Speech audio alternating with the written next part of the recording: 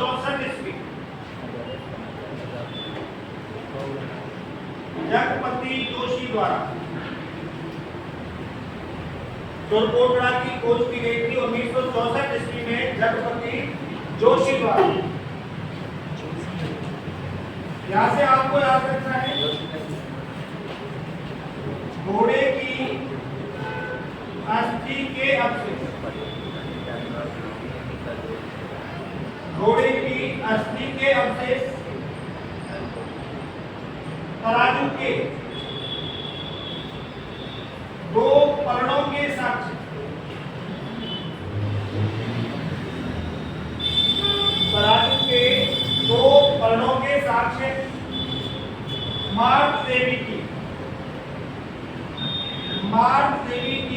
मृण मूर्ति, मार्ग देवी की मृण मूर्ति।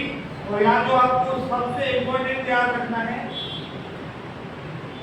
सिंधु सभ्यता के विनाश के अवशेष, ये सबसे ज्यादा इंपॉर्टेंट याद रखना। सिंधु सभ्यता के विनाश के अवशेष कहां से प्राप्त होते हैं? सुरकोटड़ा से। दूसरा जो इंपॉर्टेंट यहाँ से पूछा जाता है, बहुत बार पूछा जा चुका है, घोड़े की अस्थि के अवशेष कहां से प्राप्त हुए हैं? सुरकोटड़ा से। ये दो आपको जरूर याद रखने। घोड़े वाला बहुत बार पूछा गया है, ठीक है, ये आपका इंपॉर्टेंट है, ये थोड़ा सा बड़े लेवल पे आता है क्वेश्चन। सिंधु सभ्यता के विनाश के अवशेष ये थोड़ा बड़े लेवल पे आता है, बाकी के जो छोटे लेवल पे तो यही क्वेश्चन पूछा जाता है, घोड़े के अस्थि के अवशेष। काफी है बराबर।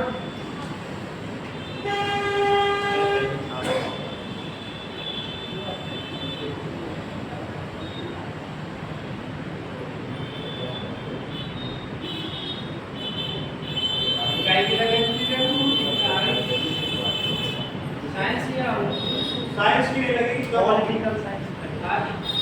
आज दोनों की वाले सब्जेक्ट बाहर गए थे, तो फिलहाल पॉलिटी की ओर देख लीजिए, पर हमें दो बार ऑब्जेक्ट को टीचर भी मिस हो जाएगा, पूरा टीचर की रिजल्ट हमें पहले से। तो आज आपकी डेमो लगेगी पॉलिटी।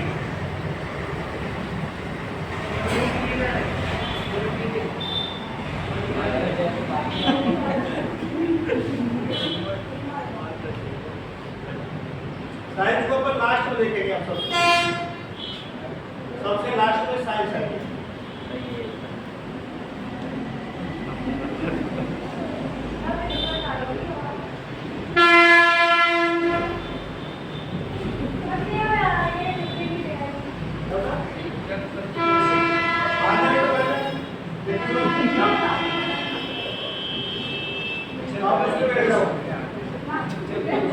बैठना भी इसी के पास है, मतलब मैं लोगों के पास बैठ बुलाया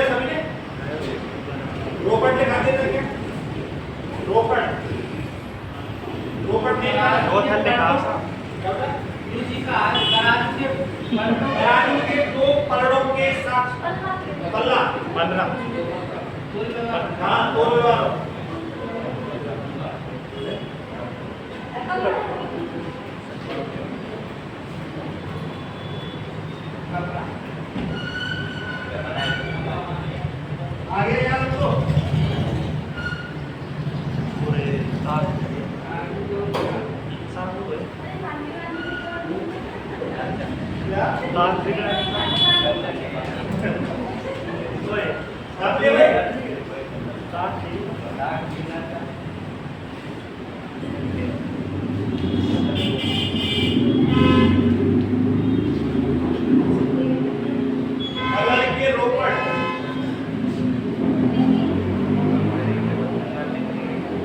रोपड़ रोहट, पंजाब।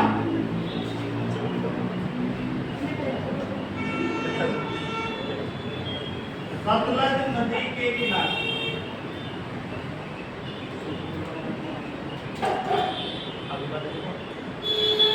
खोज 1950 ईस्वी में बीबी लाल द्वारा। बीबी लाल को तो आप जानते हो, कालीबंगा से संबंधित है ना। खोज की थी या उत्खनन किया था? उत्खनन किया था। तो खोज 1950 ईस्वी बीबी लाल द्वारा। स्वतंत्रता के बाद भारत में खोजा गया प्रथम सिंधु स्थल।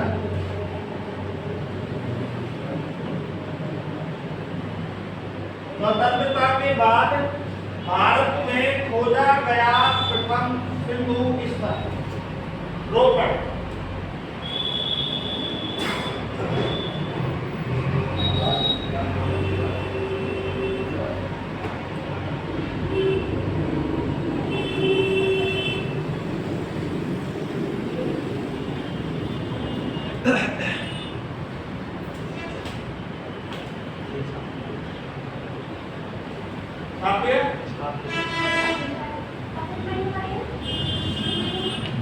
इसमें नहीं आता है यार।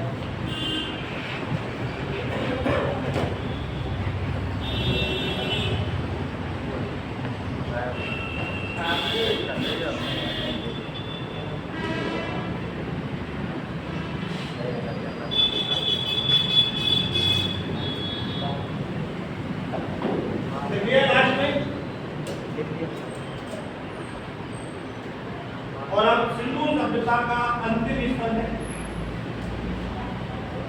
धौलावीरा।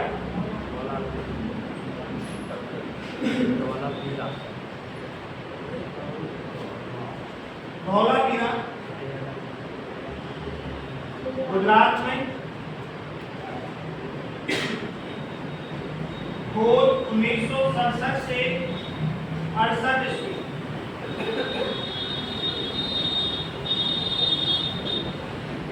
जगपति जोशी द्वारा।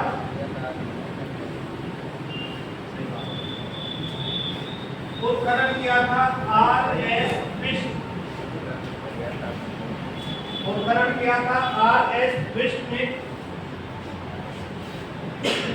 यहाँ से सूचना पत्र के साक्ष्य प्राप्त हुए।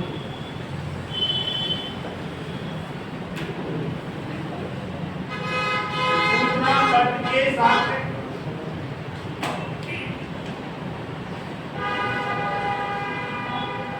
स्टेडियम के साक्ष्य। धौलावीरा खोज 1967 से 68 ईस्वी में जगपति जोशी द्वारा उत्खनन किया था R.S. बिष्ट यानी रविंद्र सिंह बिष्ट ने। यहाँ से सूचना पत्र के साक्ष्य प्राप्त हुए, स्टेडियम के साक्ष्य प्राप्त हुए। नहर एवं बांध के साक्ष्य। नहर एवं बांध के साक्ष्य प्राप्त हुए।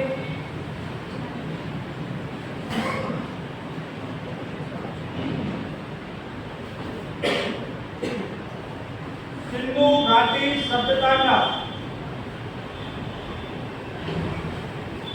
सबसे सुंदर नगर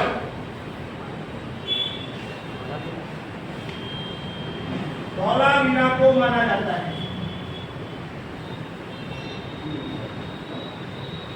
सिंधु घाटी सभ्यता का सबसे सुंदर नगर धौलावीरा को माना जाता है।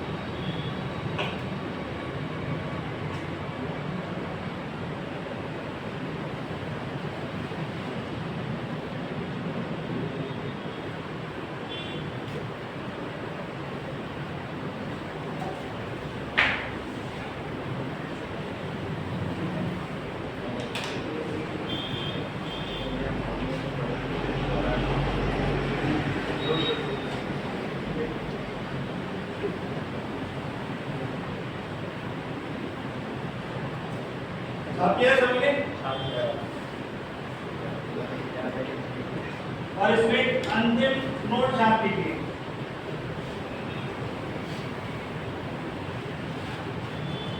क्षेत्रफल के आधार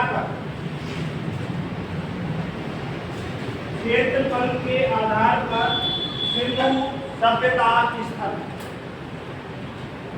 क्षेत्रफल के आधार पर सिंधु सभ्यता स्थल।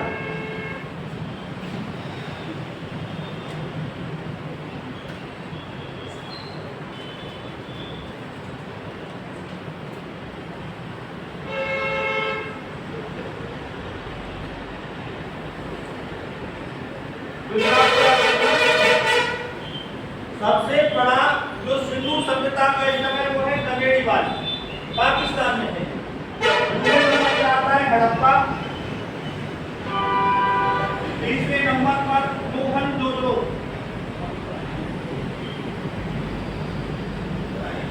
फोर्थ नंबर पर धौलावीरा,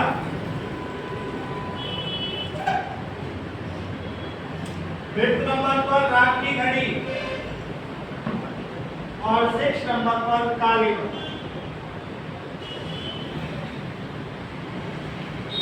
गंगेड़ीवाल, हड़प्पा, मोहनजोदड़ो, धौलावीरा, राख की घड़ी और कालीबंगा।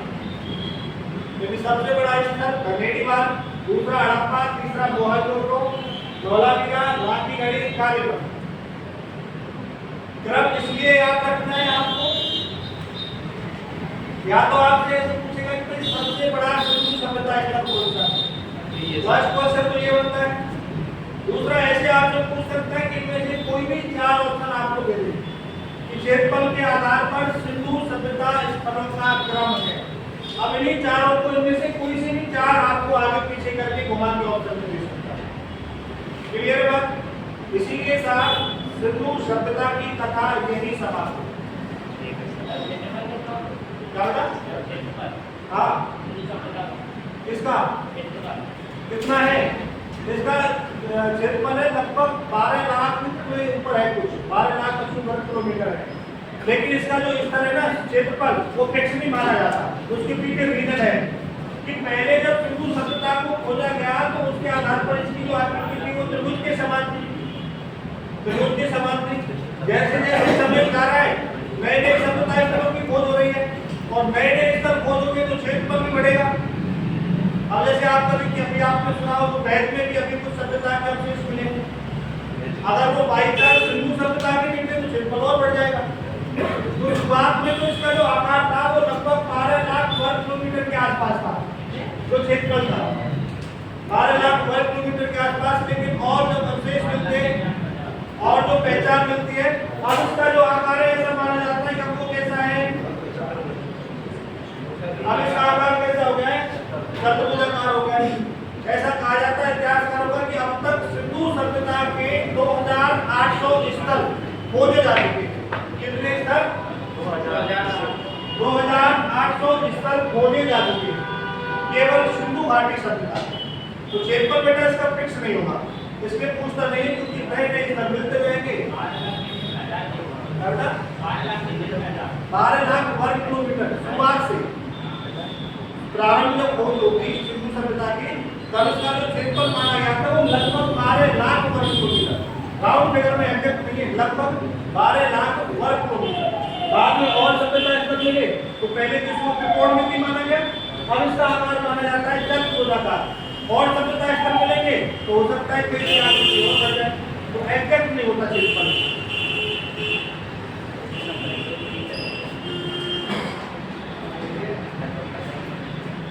अब देखिए सिंधु घाटी सभ्यता कंप्लीट।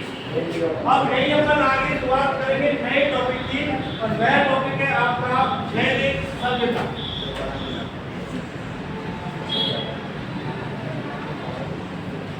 कौन सी सभ्यता है? वैदिक सभ्यता। इसका काल अगर आपसे पूछा जाए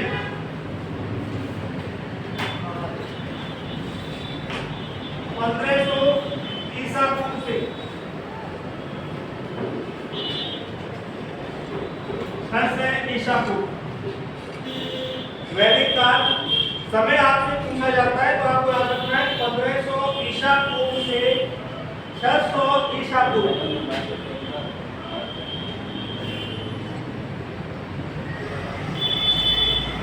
वैदिक काल को दो भागों में बांटा गया। कितने भागों में बांटा गया? दो भागों में बांटा गया।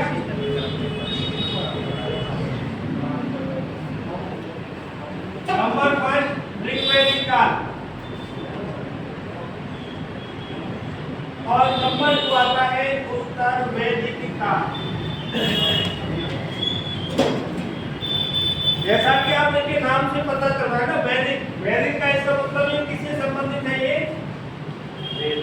वेदों से संबंधित, ठीक है। समय माना जाता है 1500 ईसा पूर्व से 600 ईसा पूर्व। फिर इसको इतिहासकारों ने दो भागों में बांट दिया। एक को बांट दिया ऋग्वैदिक काल में और दूसरा किसमें बांट दिया? उत्तर वैदिक काल में। और नाम ये कि सब वेद तो अपने पास 4 है, ऋग्वेद है, यजुर्वेद है, सामवेद है, अथर्ववेद है। तो अपन ने इसको ऋग्वैदिक काल ही होगा, बाकी के 3 काल और चीज अपने पास। ये भी तो समझ का है ना भाई, केवल ऋग्वैदिक काल ही क्यों माने? यजुर्वेदिक काल हो सकता था, सामवेदिक काल हो सकता था, अथर्ववेदिक काल हो सकता था। ये भी तो कंडीशन है ना, क्योंकि जब 4 वेदों की बात करते हैं तो सबसे प्राचीनतम वेद कौन सा माना जाता है? सबसे प्राचीनतम वेद ऋग्वेद को माना जाता है। सबसे जो प्राचीनतम वेद है वो ऋग्वेद को माना जाता है। बाकी के जो आपके 3 वेद हैं उनकी जो रचना हुई थी वो किस काल में हुई थी? उत्तर वैदिक काल। ऋग्वैदिक काल को अलग रखा गया और बाकी के 3 वेदों की जो रचना हुई थी वो किस काल में होती है? उत्तर वैदिक काल में। इसीलिए किसी अन्य वेद के नाम से समय का नाम नहीं मिलता। दूसरी कंफ्यूजन अगर थोड़ा सा डीपली आपसे पूछ लिया जाए, यहाँ जब समय को बांटा जाता है तो आपको याद रखना है ये है 1500 ईसा पूर्व से 1000 ईसा पूर्व। इसका समय कितना है? 1500 ईसा पूर्व से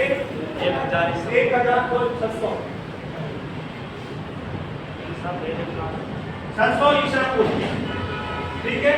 अगर वही आपसे पूछा जाए उत्तर वैदिक काल तो फिर आपको याद रखना है 1000 ईसा पूर्व से 600 ईसा पूर्व। क्या कंफ्यूजन लेक्चर अपन ने याद तो भाई 600 बनाए तो ये तो काल यही समाप्त हो गया था, तो वापस तो मैं 1000। ये अपनी गलती नहीं है, ये इतिहासकारों की गलती। ऋग्वैदिक काल जो माना जाता है वो 1500 से 600 यानी सेम वाली कंडीशन, वैदिक सभ्यता वाली। और उत्तर वैदिक काल की अपन बात करेंगे तो ये आपको 1000 से 600 यानी थोड़ी ये अपवादजनक स्थिति है। पूरा तो किसी लिए था ये 600 से नीचे आना चाहिए था कुछ, लेकिन ये 1000 से लेकर के 600 उत्तर वैदिक काल फिर अपन देखिए वेदों की बात करते हैं तो सबसे पहली बात वैदिक सभ्यता। वैदिक सभ्यता भारत की सबसे प्रथम ग्रामीण सभ्यता थी। वैदिक सभ्यता भारत की सबसे प्रथम ग्रामीण सभ्यता थी। वही आप देखिए बात करते हैं किसकी? सिंधु घाटी सभ्यता की, तो कई नगरीय सभ्यता की, कई ग्रामीण सभ्यता की। लेकिन जब भी वैदिक सभ्यता आपसे पूछा जाएगा आपको केवल एक ही बात याद रखनी है, कैसी सभ्यता थी? ग्रामीण सभ्यता। क्लियर है बात? ध्यान तक वैदिक सभ्यता का विकास आर्यों द्वारा किया गया।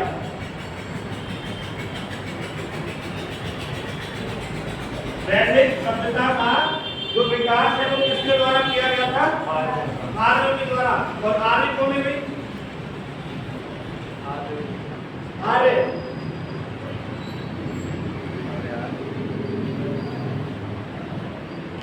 आर्य की अपन बात करें कि मूल रूप से भारतवासी, मूल रूप से भारतवासी आर्यों की अपन जब बात करते हैं, आर्यों का देखिए जो विक्रय होता है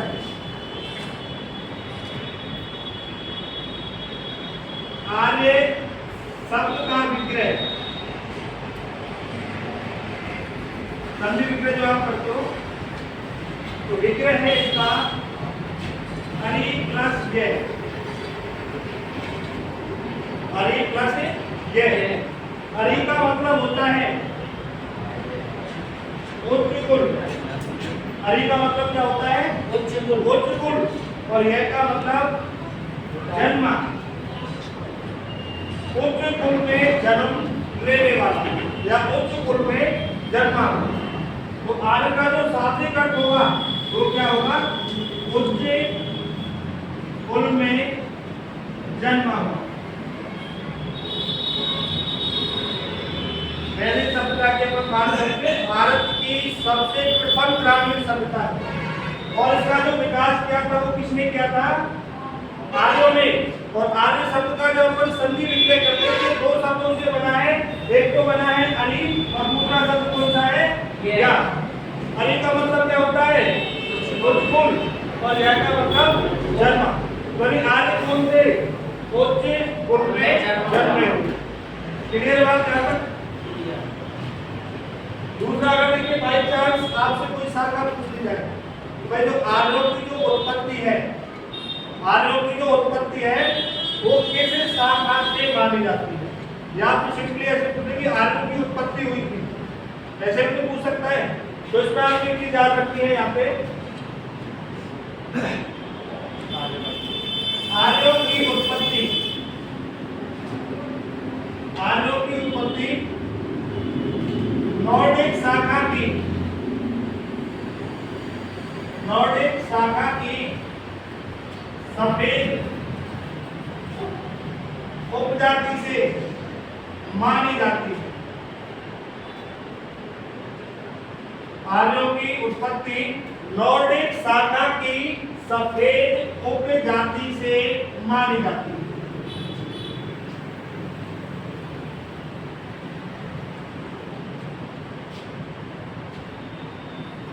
तो वैदिक सभ्यता की अपन ने बात करते हैं तो समय इसका 1500 ईसा पूर्व से 600 ईसा पूर्व। इसको दो भागों में बांटा गया, ऋग्वैदिक काल और उत्तर वैदिक काल। ऋग्वैदिक काल का समय कितना था? 1500 से 600 ईसा पूर्व और उत्तर वैदिक काल का 1000 से। भारत की सर्वप्रथम ग्रामीण सभ्यता कौन सी है? वैदिक सभ्यता। आर्यों की उत्पत्ति किस शाखा से मानी जाती है? नॉर्डिक शाखा। किस शाखा से मानी जाती है? नॉर्डिक शाखा से। और किस जाति से मानी जाती है? जाति या उपजाति पूछ ले तो सफेद, सफेद जाति या उपजाति से मानी जाती है।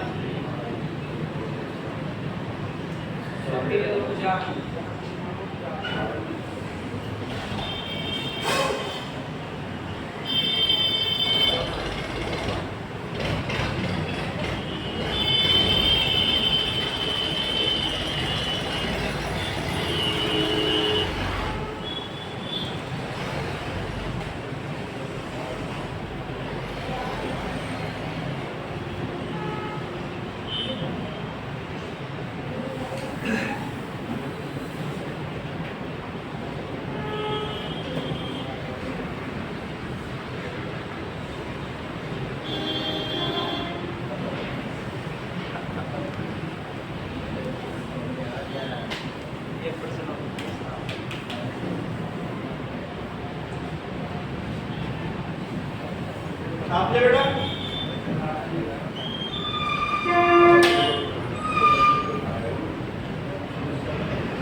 अब देखिए इसमें कंपोनेंट जो आपको याद रखना है, शाखा याद रखनी है, याद रखनी है। क्लियर है बात? ये तो आपका थोड़ा सा जैसे बोल सकते हैं बेसिक चीज है, ये बेसिक फैक्ट है। याद आपको यहाँ से इंपॉर्टेंट ये बोल सकना है कि किस शाखा से उत्पत्ति मानी जाती है। क्लियर है बात? उसके बाद देखिए मत पूछे जाते हैं।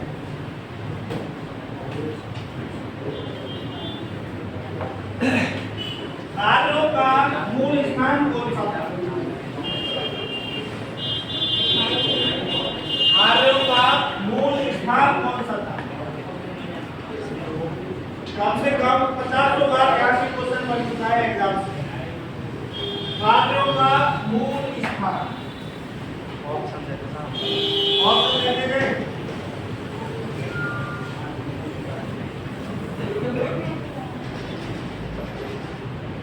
कभी ऑप्शन दे देता हूं एक बार। उत्तरी ध्रुव,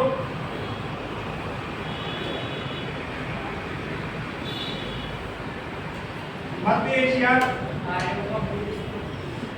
कालीबंगा,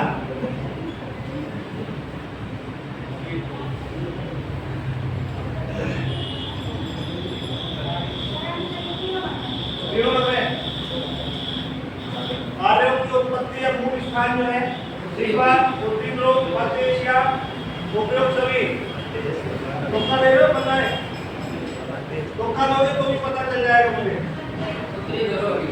उत्तरी ध्रुव, मध्य एशिया, यो रहेगा बेचारा गरीब, इसको भी नहीं दो कोई कीमत, इसको भी नहीं देते, इसको क्या छोड़ना। आर्यों का जो मूल स्थान है वो तीनों क्षेत्रों को माना जाता है। तिब्बत को भी माना जाता है, उत्तरी ध्रुव को भी माना जाता है और मध्य एशिया को भी माना जाता है। सर्वाधिक जो प्रमाणित माना जाता है वो किसको माना जाता है? मध्य एशिया। बोले क्या हमको माने? तो ये भी क्लियर है ना।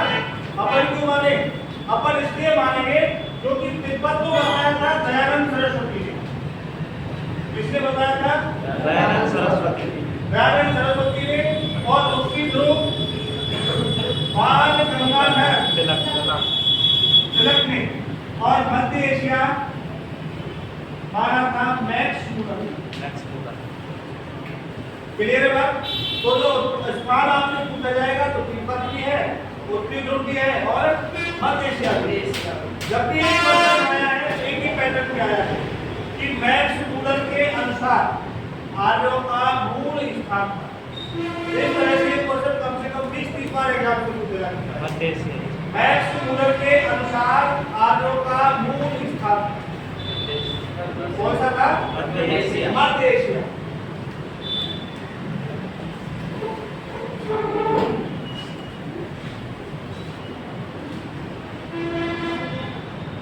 तो सबसे पहले देखिए दयानंद सरस्वती के अनुसार, दयानंद सरस्वती के अनुसार आर्यों का मूल स्थान तिब्बत,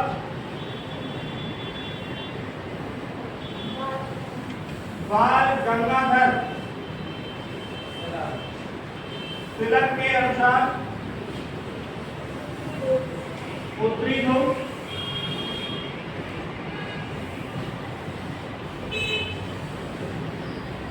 और इतिहासकार मैक्स मूलर के अनुसार मध्य एशिया। और एक और लिख लीजिए, बाई चांस में टपक गया। डॉक्टर अविनाश के अनुसार सप्त सैंडव प्रदेश। और डॉक्टर अविनाश ने माना था सप्त सैंडव प्रदेश।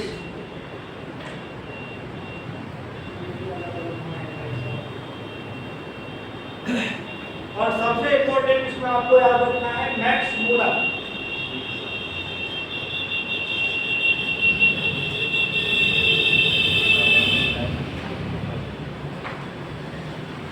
मैक्स मूलर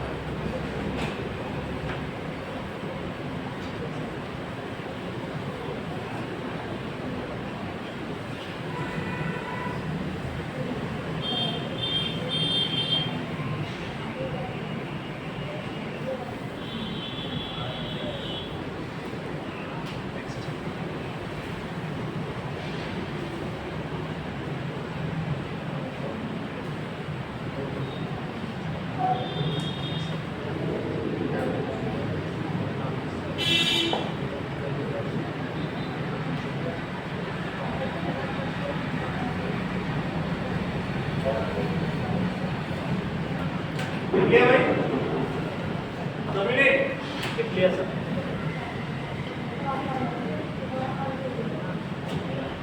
तो बताइए भाई दयानंद सरस्वती के अनुसार आर्यों की उत्पत्ति कहाँ से मानी जाती है और मानवता के अनुसार आर्यों की उत्पत्ति और मैं सूर्य के अनुसार अगर आप इसी के साथ सत्यनारायण की कथा समाप्त हुई अभी शुरू करेंगे हाँ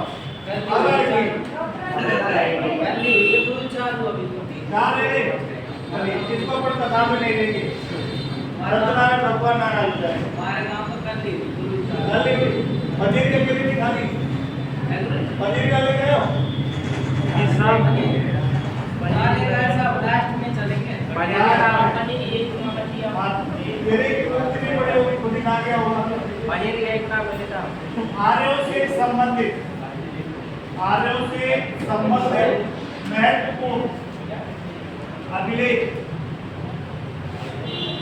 आर्यों से संबंधित महत्वपूर्ण अभिलेख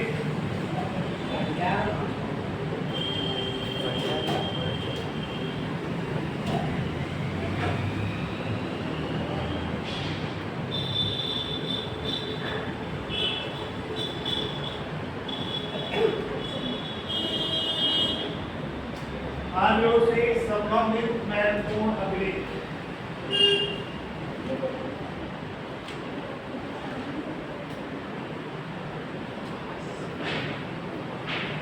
होगा कोई अभिलेख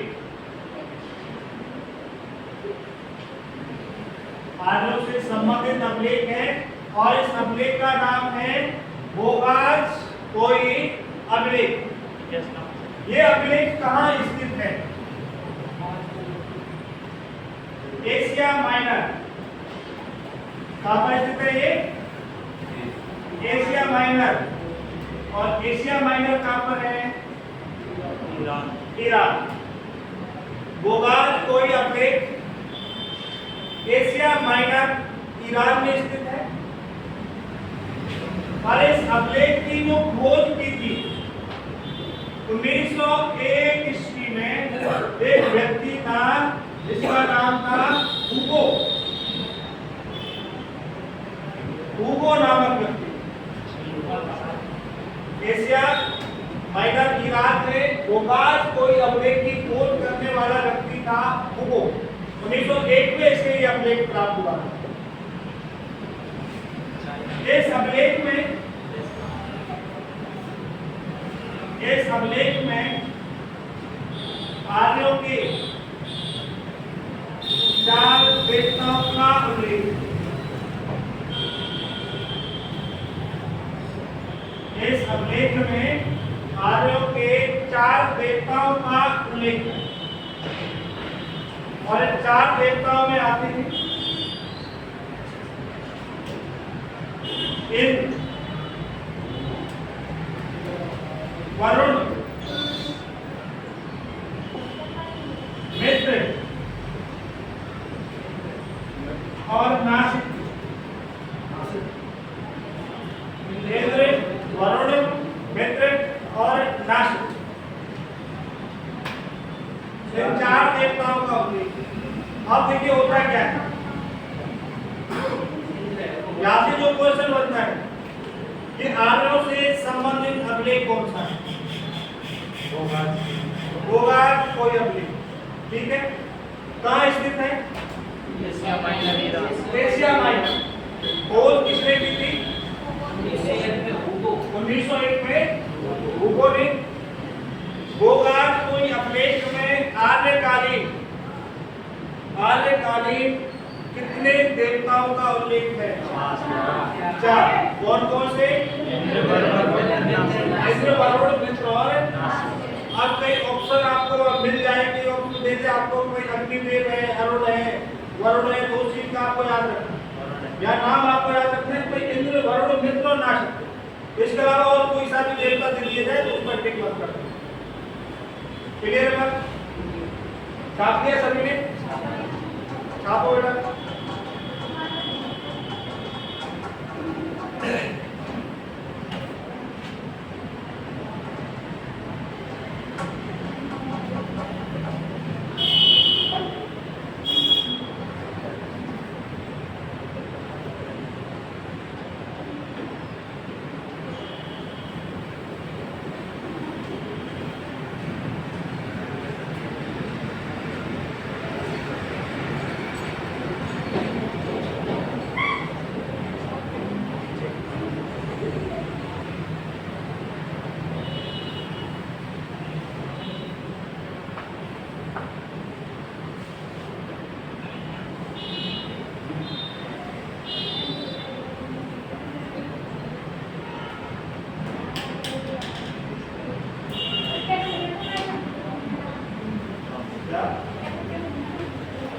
मैं ऐसे लिखता हूँ, ऐसे लिखता हूँ, ऐसे लिखता हूँ।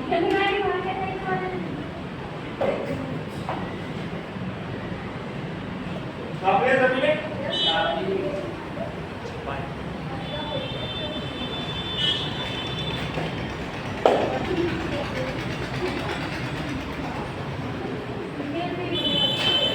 अगली बात करेंगे वेद।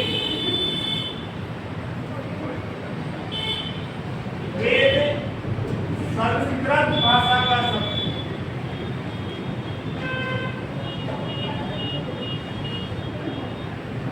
वेद किस भाषा का शब्द है? संस्कृत भाषा। वेद वेद धातु और गण प्रत्यय से बना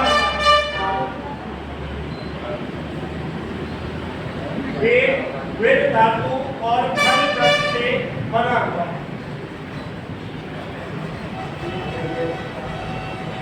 वेद का शाब्दिक अर्थ है, वेद का शाब्दिक अर्थ है ज्ञान का भंडार। वेद का शाब्दिक अर्थ क्या है? ज्ञान का भंडार।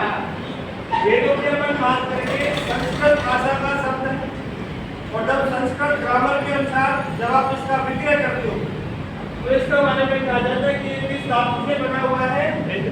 वेद धातु। और प्रत्यय कौन सा है? घट। और घट प्रत्यय से बना हुआ है। इसका शाब्दिक अर्थ पूछा जाएगा आपसे। शाब्दिक अर्थ क्या है? ज्ञान का भंडार। वेद कितने हैं भाई? 4। कौन कौन से? ऋग्वेद, सामवेद, यजुर्वेद, अथर्ववेद। ऋग्वेद, यजुर्वेद, सामवेद और अथर्ववेद। 4 आपके वेद हो गए। वेदों का संकलन किसके द्वारा किया गया?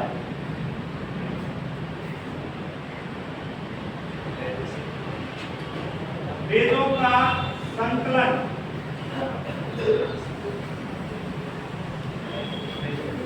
तो आपको नाम याद रखना है। महर्षि द्वैपायन वेद व्यास द्वारा। महर्षि द्वैपायन वेद व्यास द्वारा। 4 वेद थे, ऋग्वेद, यजुर्वेद, सामवेद, अथर्ववेद। और इन वेदों का संकलन किया गया था महर्षि द्वैपायन वेद व्यास द्वारा।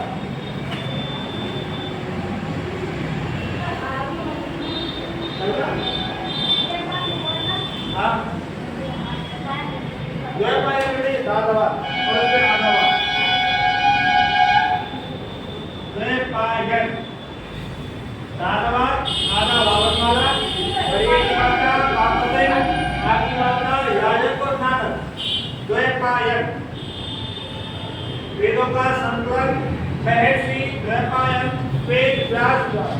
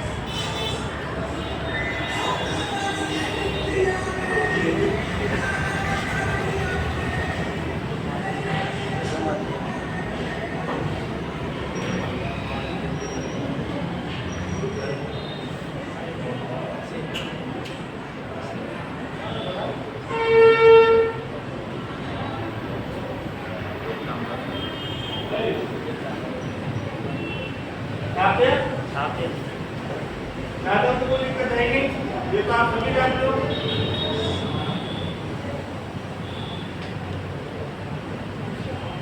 अब एक नोट छापिए।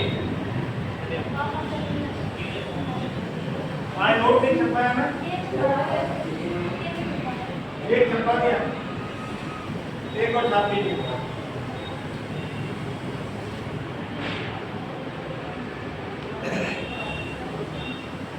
यजुर्वेद, सामवेद और अथर्ववेद की रचना उत्तर वैदिक काल में।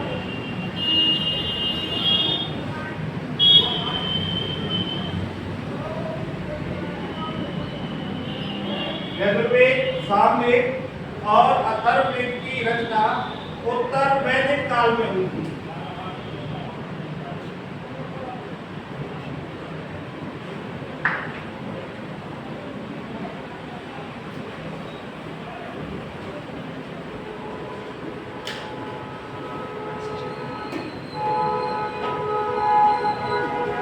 निम्नलिखित में से कौन सा वेद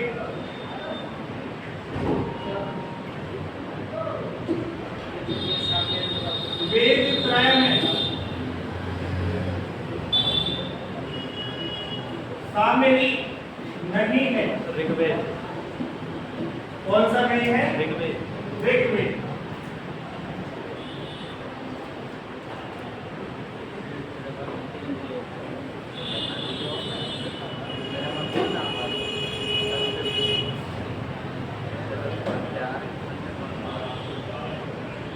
उसमें आपको आंसर याद रखना है ऋग्वेद। सही बात है क्या? कैसे मान लिया? हुआ कि वैदिक काल में हुई। वैदिक काल में, इसलिए बिल्कुल गलत जवाब, इसलिए क्वेश्चन दिखाया गया। इसमें आपको याद रखना है अथर्ववेद। वेद त्रय में कौन सा वेद शामिल नहीं है? अथर्ववेद शामिल नहीं है, इसलिए मैंने क्वेश्चन बेटा लिखा था। रीजन क्या है? ऋग्वेद, यजुर्वेद और सामवेद को वेद त्रय के नाम से जाना जाता है। आई बात समझे? ऋग्वेद, यजुर्वेद और सामवेद को वेद त्रय के नाम से जाना जाता है। और ये एक नोट और 20 हो गए। ऋग्वेद, यजुर्वेद और सामवेद को वेद त्रय के नाम से जाना जाता है। यही तीनों वेदों का जो संकलन है, जो सामूहिक रूप है, उसको अपन किस नाम से जानते हैं?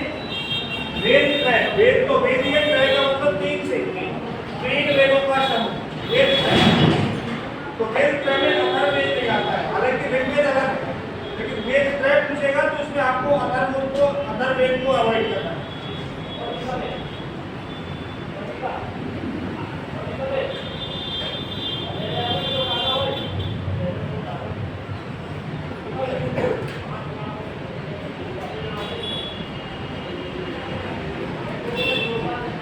तो यहाँ तक क्लियर है?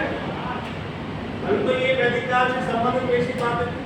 इसमें आपको एक तो अभिलेख जरूर याद रखना है, होगा कोई अभिलेख, और दूसरा आपको याद रखना है इनका मूल स्थान।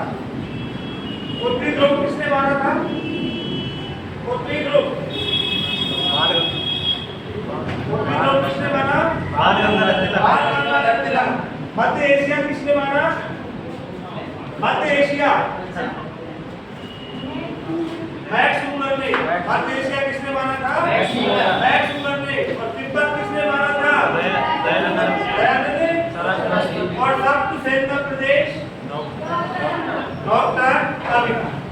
तो गोगार को एशिया माइनर हमने, दूसरा आपको इनका मूल स्थान, और तीसरा शाखा। आलू की उत्पत्ति किस शाखा से मानी जाती है? उत्पत्ति किस शाखा से मानी जाती है? नॉर्डिक शाखा। कौन सी शाखा है? नॉर्डिक शाखा। और उपजाति कौन सी है? सफेद उपजाति। क्लियर है? तो एक टाइम, बाकी का कल पॉलिटी की क्लास रहेगी। इंग्लिश वाले बच्चे कौन कौन से? एक और इंग्लिश वाले हो गए।